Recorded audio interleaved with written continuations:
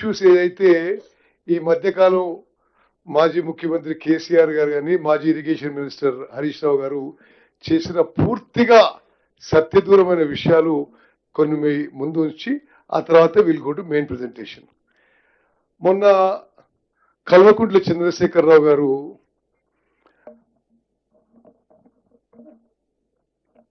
చాలా కాలం తర్వాత ప్రెస్తో మాట్లాడుతూ మరి వాళ్ళు పాలమూరు రంగారెడ్డి విషయంలో 90% పనులు చేసినామని చెప్పి ఒక స్టేట్మెంట్ ఇచ్చిండు.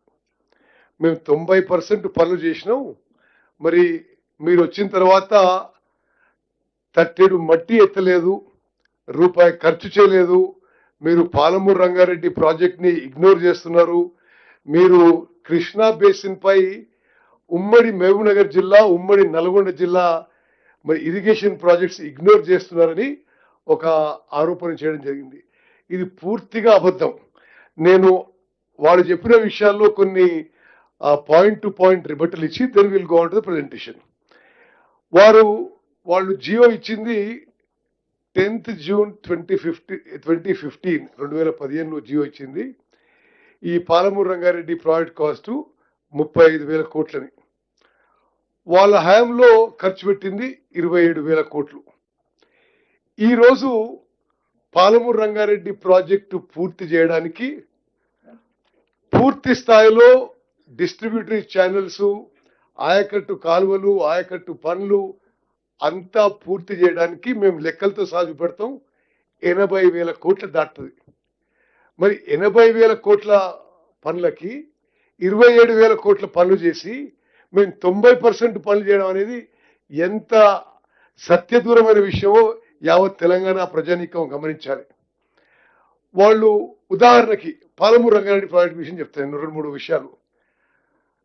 2015లో జియో ఇచ్చి డీటెయిల్డ్ ప్రాజెక్ట్ రిపోర్ట్ 7 ఏళ్ల తర్వాత 13 సెప్టెంబర్ 2022 సంవత్సరంలో సెప్టెంబర్లో 13వ తారీఖున పాలమూరు రంగారెడ్డి ప్రాజెక్టు మొదటిసారి సిడబ్ల్యూసికి డిపిఆర్ సబ్మిట్ చేసింది.